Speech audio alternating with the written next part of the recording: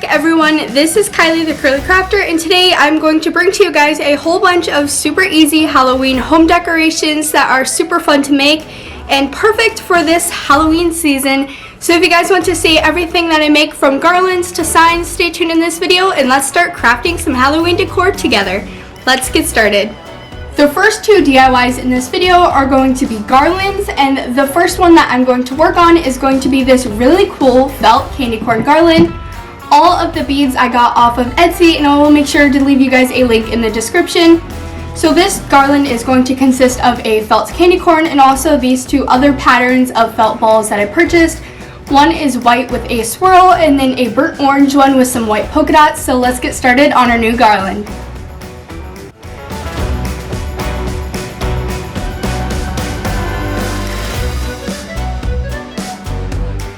So for this garland with my unique beads, I will also leave you guys a link for the plain white ones from Amazon down in the description as well, and let's get started.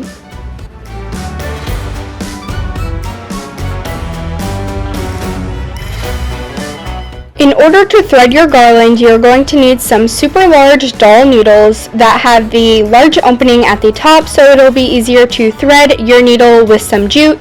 I find it easiest to use a thimble for the threading process. You just place the thimble through the needle and then you add your jute and pull it back through the other side, making it an easier process to thread your doll needle.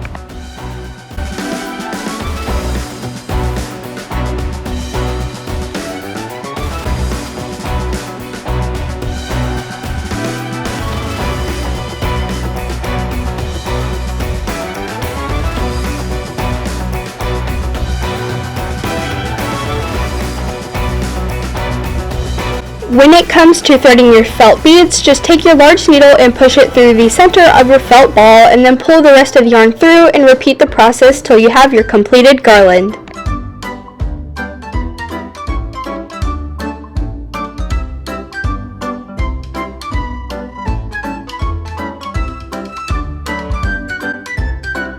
Now that I showed you guys how to thread the felt beads and that my pattern is all laid out, I'm just going to continue threading them onto the garland.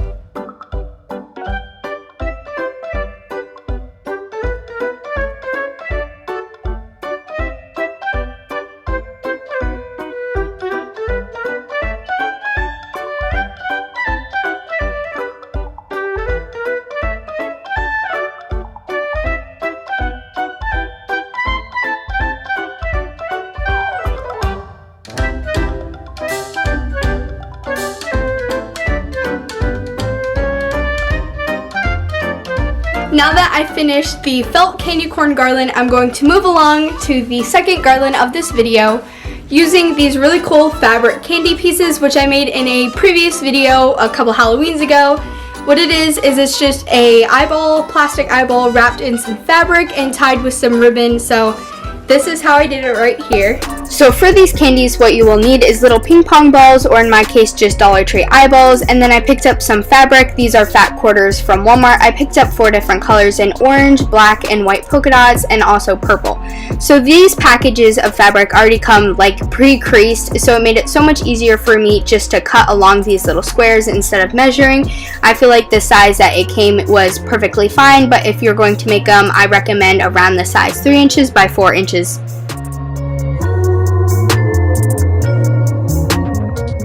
The way that I assembled my little candies is just by using my Surebonder hot glue gun and hot gluing the eyeball to the end of the fabric, then rolling it up and hot gluing it to the other end of the fabric just to create a little roll over the eyeball. And after my eyeball was secured inside of the fabric, what I did is I twisted each end and then I used one of these Dollar Tree little clips to hold it in place while I took a colored ribbon that matches the color of fabric and just tied on little knots to each end.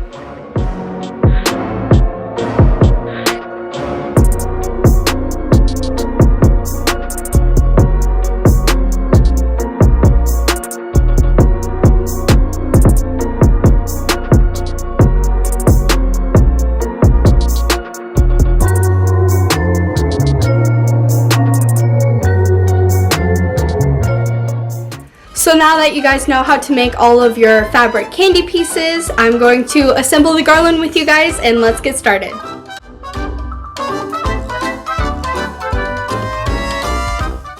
Once again, thread your doll needle, and this time when you thread the garland, push the needle into the back part of the loose fabric at the top where you tied your candy together. This will create a nice vertical seal onto your candy on the Jew, and then just repeat your process with, again, another garland pattern.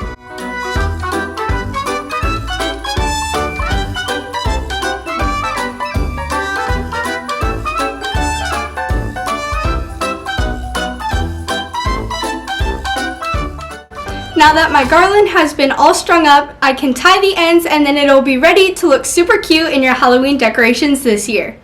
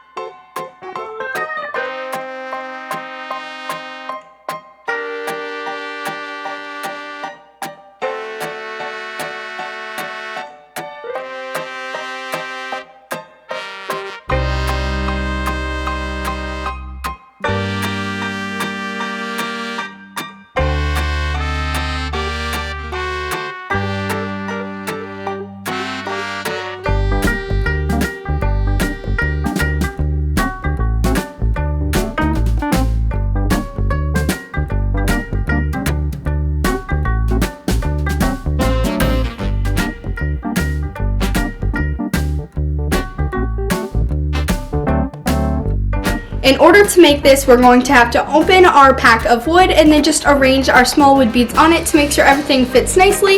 Then we can continue on and assemble it.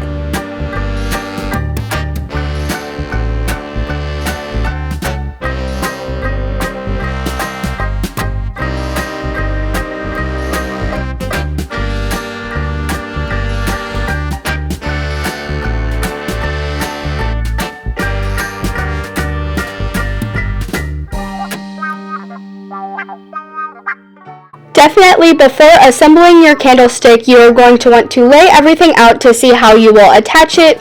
I'm just going to do a beaded layer in between both of my wood rounds from Hobby Lobby.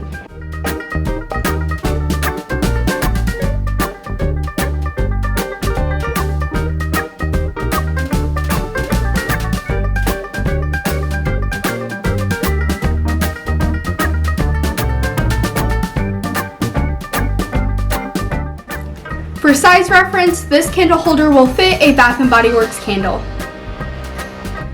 So this is what it's going to look like. Now we're just going to heat up our glue guns and hot glue this all together.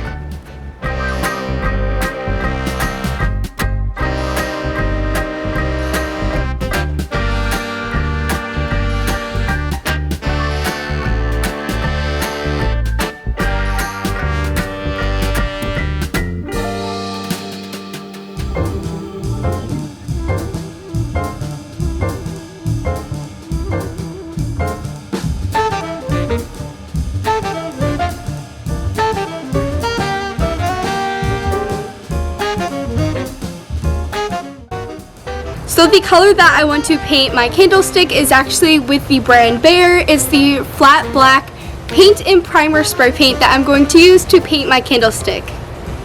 You definitely have to be very strategic when spray painting it because you got to try your best to get in between all of these nooks and crannies so that it'll look flawless.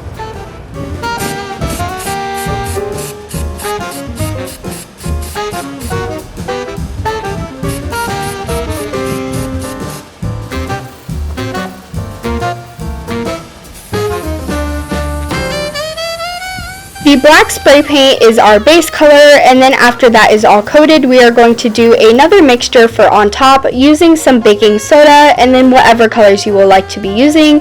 I'm going to be using the ink shade from Waverly as well as this nice textured cheap brush.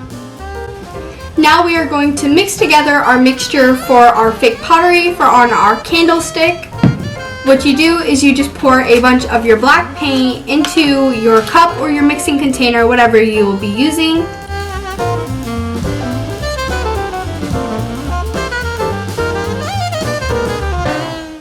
Then you will also add in some baking soda and mix that together.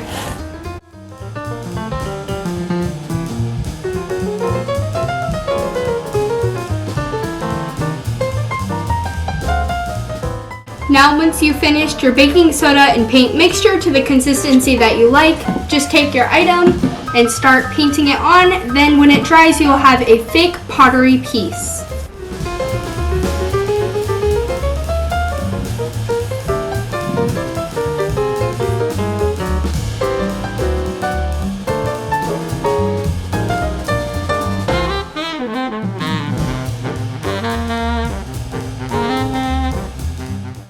When you apply this mixture to your item, it just elevates it and gives it an extra layer of definition and texture, which I really like, and I'll show you guys the final product right now.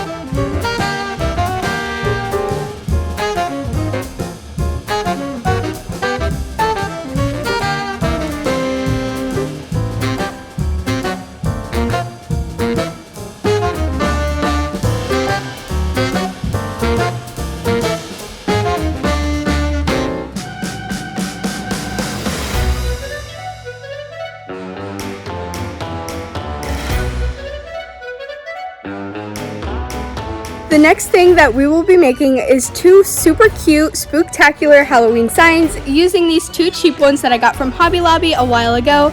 So let's start giving them a makeover.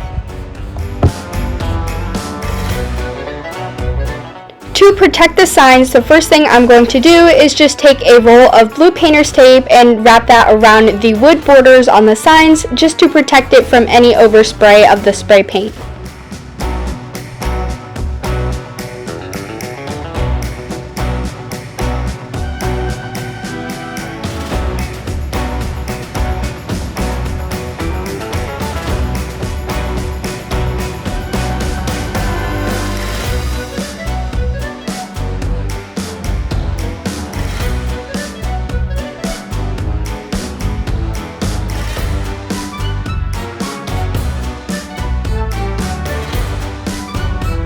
So originally I was going to do these two signs for my mom, but she doesn't really need this one. She needs a larger square sign, kind of like this one right here. So I'm actually going to use this one as a Halloween plaid stager sign for my bedroom. For my mom's sign, I'm going to use the same black spray paint as I did for the candlestick. And then for mine, I'm going to use the flat white Rust-Oleum spray paint for my stager sign.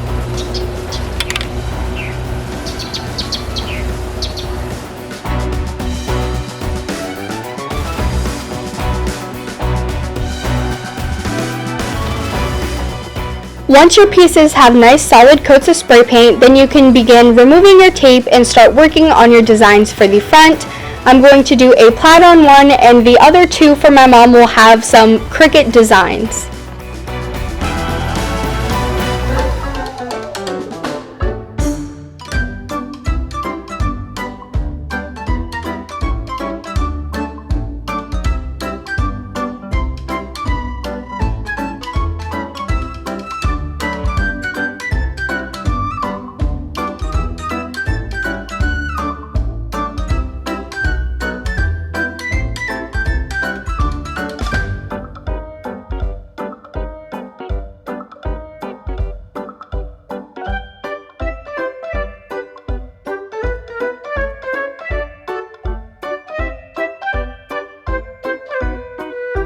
Once I have cut out the designs for my signs, I will just prepare them for the placement and attachment on my signs.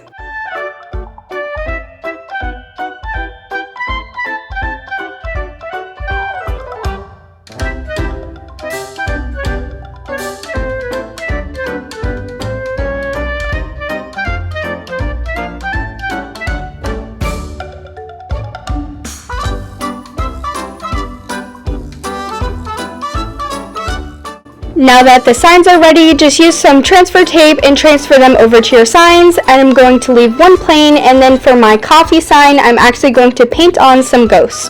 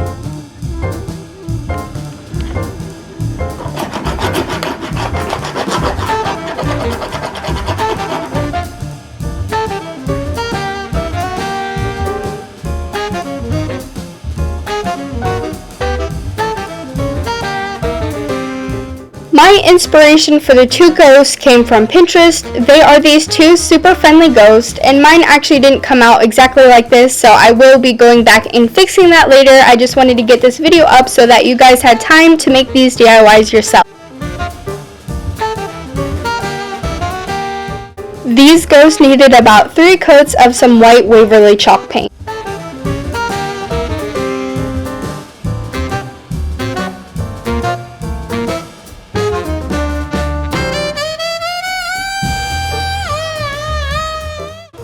Once you paint on your faces, you can then decorate with it wherever you would like.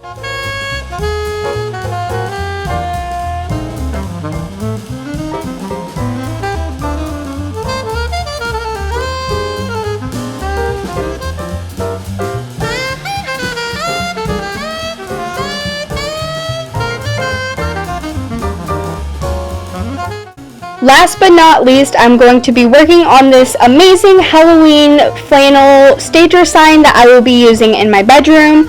So for the plaid design, I'm going to try to give you guys a super simple tutorial.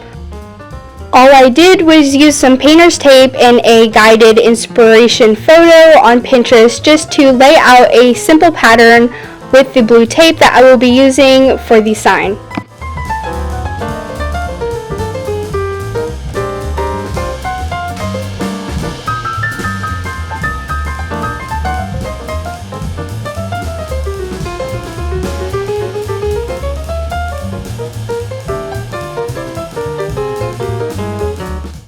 Now that I have my pattern laid out, I'm just going to go in and paint it. I will be using the colors Ink and Pumpkin from Waverly Chalk Paint, and then I will also be using some shades from Apple Barrel, which are these shades right here: Harvest Orange, Velvet Crush, and Spring Green.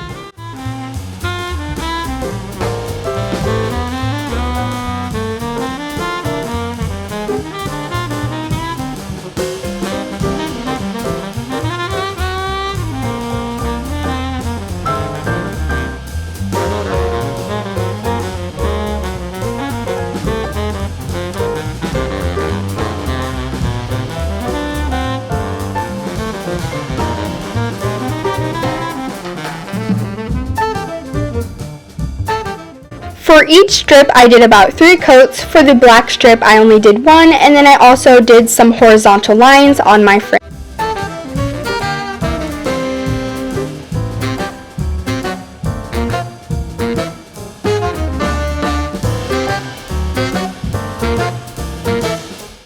Once everything is all dry, it is ready for the use in your Halloween decor this year.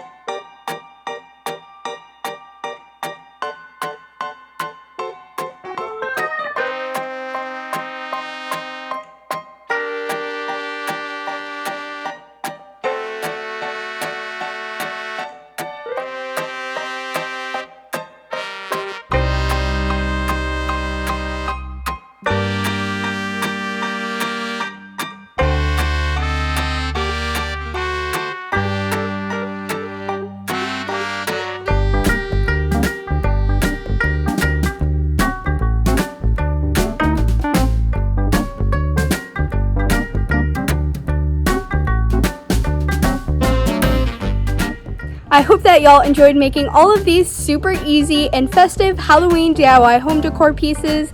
I absolutely love them, and I hope that you guys do too. If you did, give this video a big thumbs up and subscribe down below. Stay tuned for a bunch more Halloween videos coming your way. Thank you guys for watching, and bye everyone!